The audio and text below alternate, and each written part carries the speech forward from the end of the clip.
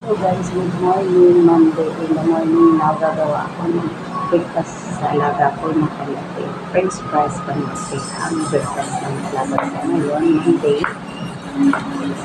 Hihiwain ko muna ito.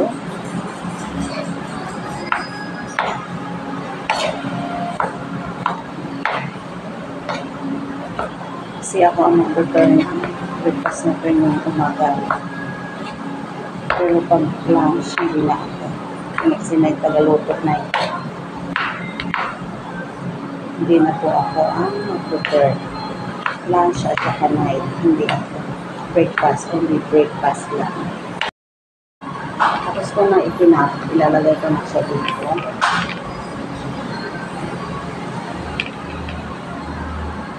Lagay na ako. Pagkatapos, isa lang naman. Yung ulam ni JP na beefs, niluto ko dito. Luto na, tatanggalin ko na siya. Ito yung gawin kong juice.